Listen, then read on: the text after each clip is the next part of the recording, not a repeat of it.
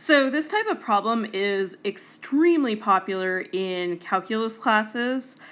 So basically what we have is we have a piece of cardboard, we cut out the corners of the cardboard, and then we fold it all up to make a box. So I think probably the biggest problem people have with these problems is they have trouble getting the dimensions correct. Usually when people look at these, they think they know how to do it, but then they get the wrong answer. So what I want to show you first is I'm going to show you in yellow what gets cut out. So from each side, this side that had 12, you have an X cut out here, an X length cut out there. So actually the total side that's left over is going to be 12 minus 2x, because 2x's got cut off.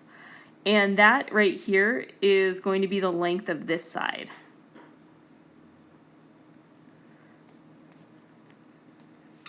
So then same thing happens with the longer side. You're going to cut out an x here. You're going to cut out an x there. What's left over is 20 minus 2x. Once again, we cut out 2 x's from each side. So that side is going to be 20 minus 2x. The last thing is, after you fold it up, I'm going to kind of show you what it corresponds to. The folded up part is going to have a height of x.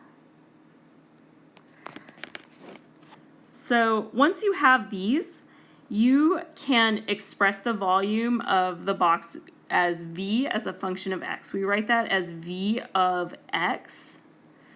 And remember, the volume of a box or a rectangular prism, you've probably heard them called in the past, is going to be length times width times height. So it's just going to be x times 20 minus 2x times 12 minus 2x.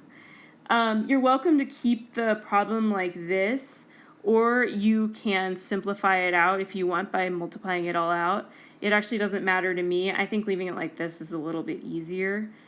If you simplified the whole thing out, your answer would have been 4x cubed minus 64x squared plus 240x.